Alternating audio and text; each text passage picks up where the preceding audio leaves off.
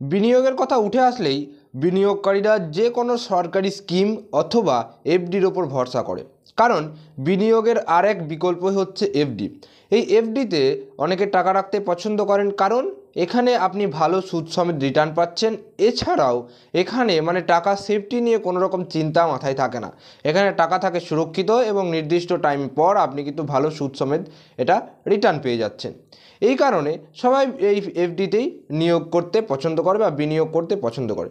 কিন্তু এই নতুন বছর শুরুতেই যেমন সব কিছুর পরিবর্তন ঘটছে বা সব কিছুর নিয়ম চেঞ্জ হচ্ছে, ঠিক সেই রকমই এফডিরও একটি পরিবর্তন হয়েছে, যেখানে আমরা আলোচনা করব গ্রিন এফডি স্কিম নিয়ে, অর্থাৎ গ্রিন ফিক্সড ডিপোজিট, যেখানে আমরা আপনাদের সাথে আলোচনা করব আজকের এই ভিডিওতে।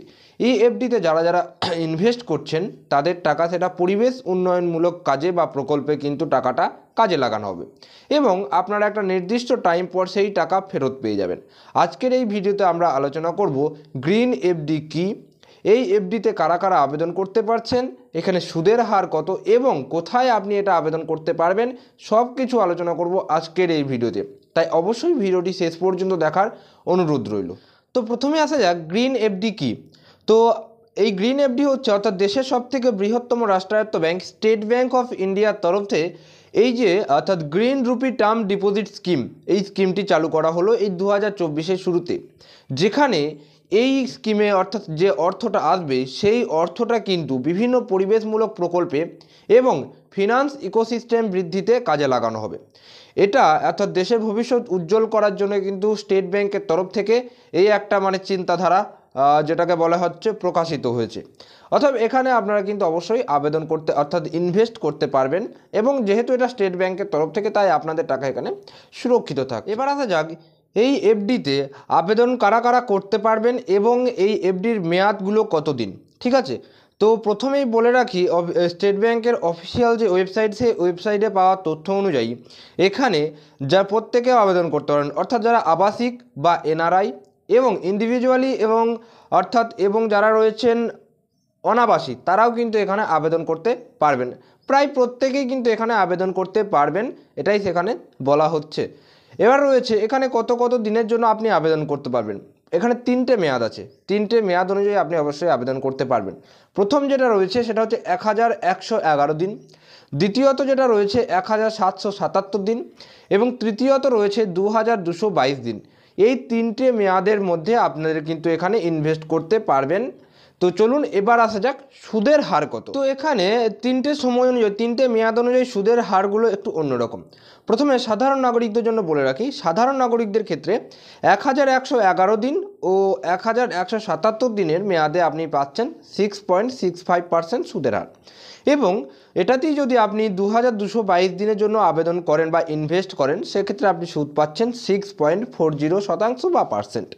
এবার যাক প্রবীণ নাগরিকদের জন্য, প্রবীণ নাগরিকরা পাচ্ছেন 1177 ও 1111 দিনের জন্য 7.15% সুদ আপনারা এখানে পাচ্ছেন এবং 2222 দিনের ক্ষেত্রে আপনি এখানে পাচ্ছেন 7.40% প্রবীণ নাগরিকরা।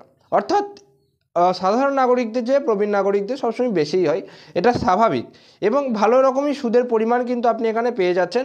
আপনি যদি চান ইনভেস্ট করতে অবশ্যই কিন্তু এখানে টাকা রাখতে পারেন এবং এই সুদ নিয়ে আপনি কিন্তু রিটার্ন এখানে পেয়ে যাচ্ছেন। তবে এখানে কোন সময়ের জন্য আপনি আবেদন করবেন বা কোন সময়ের জন্য আপনি এখানে ইনভেস্ট করবেন সেটা সম্পূর্ণ হচ্ছে আপনার চয়েস। শেষ প্রশ্ন, এতে বিনিয়োগ করতে গেলে আপনি কোথায় যেতে হবে বা কোথা থেকে আপনি আবেদন করতে পারবেন।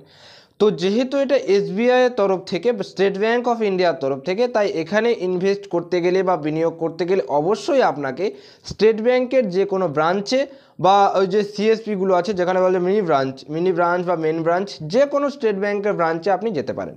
এখন তবে ভবিষ্যতে শোনা যাচ্ছে যে এটা নাকি অনলাইনে আপনি ঘরে বসেই করতে পারবেন, সেটা আপনার ইওনো অ্যাপ্লিকেশন যদি থাকে। এখন জানেন যারা এখন একটা জিনিস সুবিধা শুধু স্টেট ব্যাংক বলে নয়, যে কোনো ব্যাংকই স্টেট ব্যাঙ্ক হোক, পাঞ্জাব ন্যাশনাল ব্যাঙ্ক হোক, অ্যাক্সিস ব্যাঙ্ক হোক, প্রত্যেক ব্যাংকের একটা নিজস্ব অ্যাপ্লিকেশন আছে। সেই অ্যাপ্লিকেশন থেকে আপনি সব কিছু করতে পারেন এখন। তো ইওনো থেকেও আপনি করতে পারবেন পরে। তো সেক্ষেত্রে তখন আপনাকে অপেক্ষা করতে হবে। তবে আপনি যদি এখানে ইনভেস্ট করতে চাচ্ছেন বা টাকা বিনিয়োগ করতে চাচ্ছেন, আপনি কিন্তু অবশ্যই আপনার যে নিকটবর্তী স্টেট ব্যাঙ্ক আছে বা সেই স্টেট ব্যাঙ্কের সাথে যোগাযোগ করতে পারেন। এবং যদি আপনার আরও বিস্তারিত জানার ইচ্ছা থাকে, আপনি স্টেট ব্যাঙ্কের অফিসিয়াল যে সাইট আছে সেখানেও দেখতে পারেন। এছাড়াও যদি আপনার আরও জানার ইচ্ছা থাকে, আপনি সরাসরি ব্যাংকে, অর্থাৎ আপনার কনফার্মেশনের জন্য আপনি ব্যাংকে চলে যেতে পারেন। সেখানে গিয়ে আপনি ডিটেলসে সেখানে জেনে নিতে পারবেন। তো এই ছিল আজকে আমাদের ভিডিওটি কেমন লাগলো অবশ্যই কিন্তু কমেন্ট করে জানাবেন এবং এই ভিডিওটা একটা লাইক করবেন, কারণ আপনারা যদি লাইক করেন সেক্ষেত্রে ভিডিও বানানোর উৎসাহটা বেড়ে যায়। এবং যেভাবে আপনারা সাপোর্ট দেখিয়ে যাচ্ছেন সেভাবেই সাপোর্ট দেখিয়ে যাবেন, কারণ আমি দেখলাম যে ভিডিও আপলোড করার পর আপনারা ভালো রেসপন্স করছেন এখন এবং সাবস্ক্রাইব ভালো করছেন। আপনারা ভিডিওটা দেখে হয়তো আপনাদের ভালো লাগছে বা আপনাদের মনে হচ্ছে যে এটা হতে পারে ভালো বা কিছু, এবং আপনাদের কাজে লাগছে বলেই হয়তো আপনারা সাবস্ক্রাইব করছেন। তো একটা জিনিস বলে রাখি, আপনারা চ্যানেলটা সাবস্ক্রাইব করে রাখুন, আপনারা ঠকবেন না। দেখুন, আমি ভিডিও আপলোড করতে আমাকে সব কিছু জেনে নিতে হয় আগে থেকে, কোথাও থেকে হোক যেখান থেকে হোক আমাকে জেনে নিতে হয়। জেনে নেওয়ার পরে আমি ভিডিও আপলোড করি। তো এই জানার মাঝে যদি কোথাও ভুল হয়ে যায় কারণবশত কোথাও, তো অবশ্যই সেটার জন্য মাফ করে দেবেন। এবং যদি ভুল হয়, আপনাদের যদি মনে হয় যে আমি কোনো কিছু ভুল বলছি, তো অবশ্যই সেটা আপনারা কিন্তু শুধরে দেওয়ার চেষ্টা করবেন। এই যে কিছুদিন আগেই ভিডিও আপলোড করতে গিয়ে একটা বড় ভুল হয়ে গেছিলো, আমি 400 দিন 9 বছর 7 মাস বলে ফেলেছিলাম। তো সেটা বলতে বলতে মানে হয়তো বলতে যাচ্ছিলাম এক, বলে ফেলেছি আরেক। ঠিক আছে, বলার ক্ষেত্রে সেগুলো আপনারা একটু অ্যাডজাস্ট করে নেবেন। যেহেতু আমার এরকমভাবে সরাসরি ক্যামেরাতে এরকম করার অভিজ্ঞতা খুবই কম, সেই কারণে মাঝে সাঝে ভুল হতেই পারে। তো তার জন্য অবশ্যই আমি আপনাদের কাছে ক্ষমা প্রার্থী। এবং বলে রাখি, আপনি চ্যানেলটি সাবস্ক্রাইব করে রাখতে পারেন, কারণ এখানে আপনার দরকারি এবং গুরুত্বপূর্ণ ইনফরমেশন যেগুলো সেগুলো আপনি পেয়ে যাবেন। শুধু ব্যাংক বলে নয়, যে কোনো ডকুমেন্টের বিষয়ে কোনো আপডেট হলে, যেমন আধার কার্ড বা কোনো কিছু ধরে নিন প্রকল্প ঘোষণা হলো যেখানে এটা ইম্পর্টেন্ট আর কি, এই যেমন গ্যাসের সাথে আধারে কেওয়াইসি হলো, সব কিছু, মোট কথা হচ্ছে সব কিছু নিয়ে যখন আপনারা পাচ্ছেন, যেখানে ভালো রকম জিনিসটা পাচ্ছেন, সেখানে আপনারা চ্যানেলটা সাপোর্ট করতেই পারেন একটু। সেক্ষেত্রে আমার কিছু বলার নেই, আপনারাই বিচার বিবেচনা করবেন। তো আর কিছু বলার নেই। যদি ভিডিওটি ভালো লেগে থাকে অবশ্যই ভিডিওটি একটা লাইক করেন এবং এই চ্যানেলে যদি আপনি প্রথমবার দেখে থাকেন এই ভিডিওটা, তো অবশ্যই একটা সাবস্ক্রাইব করে যাবেন, কারণ আপনি সাবস্ক্রাইব করলে সেক্ষেত্রে আমার মনে হয় যে সাপোর্ট পাচ্ছে, একটা ভালো রকম এনার্জি আসে যে ভিডিও আপলোড করা। তো সেই কারণে চ্যানেলে যদি নতুন থাকেন অবশ্যই চ্যানেলটিকে সাবস্ক্রাইব করে রাখুন। তো এই ছিল আমাদের আজকের ভিডিও। যদি ভিডিওটি ভালো লাগে তো বললাম, তো দেখা হচ্ছে পরের কোনো ভিডিওতে। ততক্ষণ পর্যন্ত সবাই সুস্থ থাকবেন, ভালো থাকবেন এবং এই ভিডিওটি একটু বেশি করে শেয়ার করে দিন সেই সমস্ত ব্যক্তিদের কাছে যারা এই রকম অর্থাৎ এফডিতে বা ফিক্সড ডিপোজিটে টাকা ইনভেস্ট করে। টাকা ইনভেস্ট করলে দুই রকম সুবিধা হচ্ছে। এক হচ্ছে ব্যাংকের সুবিধা, যেহেতু ব্যাংক এটা একটা পরিবেশমূলক কাজে এবং ফিনান্স ইকোসিস্টেম বৃদ্ধির কাজে এটা লাগাচ্ছে টাকাটা, তো সেক্ষেত্রে ব্যাংকেরও অনেকটা হেল্প হচ্ছে আপনি যদি ইনভেস্ট করেন। এছাড়াও আপনারও হেল্প হচ্ছে, আপনি যে টাকাটা রাখছেন তার থেকে বেশি টাকায় রিটার্ন পাচ্ছেন, অর্থাৎ সুদ সমেত আপনি কিন্তু রিটার্ন পাচ্ছেন, একটা ভালো রকম সুদও আপনি পেয়ে যাচ্ছেন। যেটা মনে করুন, আমি কথার কথা আপনাকে একটা উদাহরণ দিয়ে দিই, যে আপনি মনে করুন টাকা রাখলেন 50,000 টাকা, আপনি রাখলেন হচ্ছে গিয়ে সেভিংসে, সেখানে আপনি কত সুদ পাবেন? খুব বড় জোর 3%, 4%, তাই তো?